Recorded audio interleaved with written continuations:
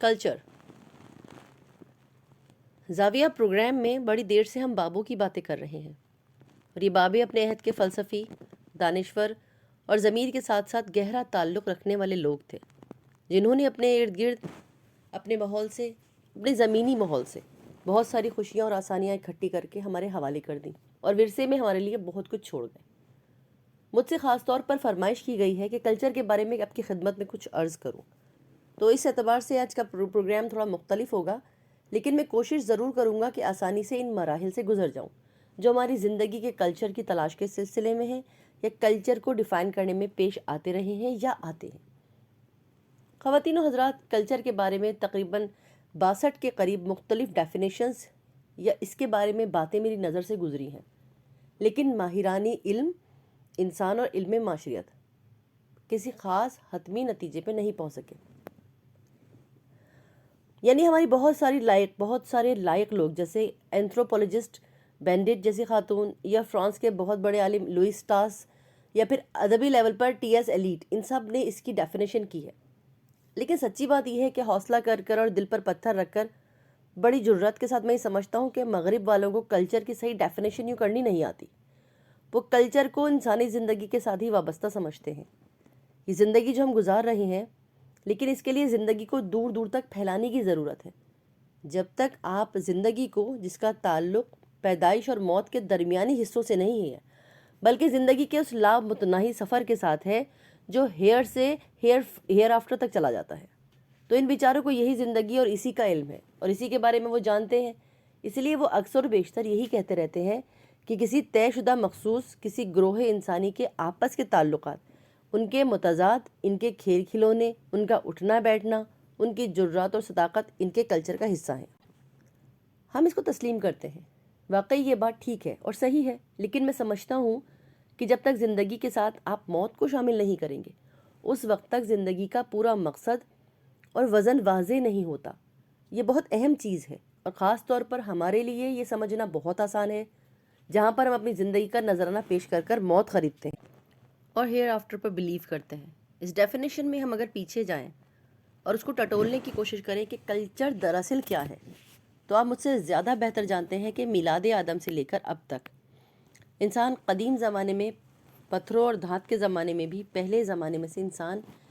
اکیلا بیٹھ کر یہ سوچنے پہ مجبور ہوا، اس نے اپنی ذات کے ساتھ 5 بہت اہم سوال کی اور اس کا جواب نکالنے کی کوشش کرتا رہا۔ پہلا سوال یہ تھا کہ یہ جو میرے ارد گرد کائنات ہے، یہ سورج، چاند، بادل، ستارے، بجلی، زلزلے، طوفان، سمندر، یہ کیا ہے؟ اور یہ سب چیزیں کہاں سے آئی ہیں اور کیسے آئی ہیں؟ دوسرے، اس نے یہ سوچا کہ میں خود کون ہوں، میں کہاں سے آیا ہوں، اور ان ساری چیزوں سے میرا کیا تعلق ہے، اور کن ریلیشن کے ساتھ میں ان کے درمیان میں زندگی بسر کر رہا ہوں۔ تیسرا سوال جو اس نے سوچا کہ ابھی جو میرے ساتھ مچھلی پکڑنے جایا کرتا تھا، میرا ماموں، میری ماں کا بھائی، وہ کہاں چلا گیا اچانک، اور میری ماں کیوں روتی رہتی ہے، اور ہم اس کو پتھروں میں رکھ کر واپس چلے آئے ہیں، وہ کیا ہوا، اور اگر وہ اس طرح کا زندہ نہیں رہا تو وہ کس طرح کا زندہ ہے، اب جس کا میں شعور نہیں رکھتا، اگر وہاں اس کی زندگی بھی کچھ ہے تو کیا اس زندگی میں کوئی آڈٹ ہے، کوئی آبجیکشن ہے کہ پیچھے کیسے زندگی بسر کر کے آیا ہوں۔ یہ 5 سوال انسان کی زندگی کے ارد گرد گھومتے ہیں، میرے، آپ کے، ہمارے پرکھوں کے، ہمارے بزرگوں کے۔ انہوں نے اپنے 5 سوالوں کے جواب اپنی اپنی استطاعت اور اپنی اپنی سوچ، اپنے اپنے مشاہدے اور تجربے کے مطابق نکالے۔ اب خواتین و حضرات، میں یہ سمجھتا ہوں جس گروہ نے ان 5-6 سوالوں کے جواب ایک طرح کے نکالے، ان کا کلچر ایک ہے۔ اب جنہوں نے اس کے جواب اور طرح سے نکالے، اس کا کلچر الگ ہے۔ اب یہ سیدھی سی تقسیم ہو گئی ہے۔ ہم نے کوتاہی کیا کی ہے، کیا کوتاہی ہم سے ہوتی رہی کہ ہم نے طرز بود و باش کو، زندگی بسر کرنے کو، رہن سہن کو، ہم معاشرات کو کلچر سمجھتے ہیں، اور اب یہی سمجھتے آ رہے ہیں کہ ہم کیسے رہ رہے ہیں، گانا بجانا، مہندی، ہم انہی چیزوں کو کلچر مانتے ہیں۔ یہ کلچر کا ایک حصہ ہے، it's a part of culture, یہ سارا نہیں ہے، کیونکہ وہ 5 سوال جو ان سے مختلف ہیں اور تھوڑے ماورا ہیں۔ اب ان 5 سوالوں کے جواب جو آپ نے نہیں نکالے، آپ کے بڑوں نے نکالے اور ورثے کے طور پر آپ کو دے دیے۔ اب آپ کے لیے مشکل ہو جائے گا ان کے ساتھ مل کے رہیں، جس طرح سے ان لوگوں کے گروہ نے سوالوں کے جواب نکالے ہیں۔ آپ کے اپنے ہیں، ان کے اپنے ہیں. اب ایک زمین پر بڑی آسانی کے ساتھ زندہ رہ سکتے ہیں، لیکن ان سوال کے جوابوں کے حساب سے آپ کا کلچر اور ہوگا، ان کا کلچر اور ہوگا. ہم یہ سمجھنے لگتے ہیں، کوئی کہے گا کہ بابا دیکھو ہم بھی وہی گانے گاتے ہیں، ہمارے فوک سانگز بھی وہی ہیں، مطلب ہم بھی اپنی مہندی پہ وہی کام کر رہے ہیں، آپ بھی ہمارا کلچر ایک ہے. نہیں، آپ یہ نہیں کہہ سکتے. دیکھیے آپ کے فوک گیت تو ایک جیسے ہو سکتے ہیں، آپ کے رہنے کا بود و باش کا طریقہ تو ایک ہو سکتا ہے، آپ کا لباس، لیکن کلچر جس کو آپ ثقافت کا نام دیتے ہیں، نہیں، وہ ایک نہیں ہو سکتی، وہ مختلف ہوتی ہے. پھر آپ سے یہ سوال کیا جاتا ہے، یا آپ خود اپنے آپ سے یہ سوال کرتے ہیں کہ کیا ایک ہی سرزمین پر رہتے ہوئے، ایک سا پانی پیتے ہوئے، ایک سی روٹی کھاتے ہوئے اور ایک ہی معاشرت میں گزر بسر کرتے ہوئے آپ کا انداز زیست، تو کیا ہمارے اندر ایک ہی انٹروینس نہیں ہو جاتا، آپ اس میں مدغم نہیں ہو جاتے؟ تو جب کبھی آپ کو موقع ملے غور سے دیکھیں کہ باوجود معاشرتی انداز، رہنے سہنے کا طریقہ بالکل ایک جیسا ہے، لیکن پیچھے پس منظر میں، ہمارے لاشعور میں، ہمارے بہت پیچھے جو اور کی ٹائپس ہیں، ہم نے جو طے کیا تھا ہم اسی کے مطابق زندگی بسر کر رہے ہیں. باوجود اس کے ہمارا روز مرہ کا جو چلن بظاہر نظر آتا ہے کہ جی ہم اس طرح کے لوگ ہیں یا اس طرح کے لوگ ہیں. اب اگر آپ کے ساتھ کوئی عجیب و غریب واقعہ گزرا، وہ یہ کسی بھی بڑے کلچر کا دباؤ آپ پڑا، پریشر آپ پر آیا، خاص طور پر اس کمیونٹی پر جس میں آپ رہ رہے ہوں، اور آپ نے اس پریشر کو ایکسیپٹ کر لیا اور اپنے کئی سوالوں کے جواب نکالے ہوئے آپ نے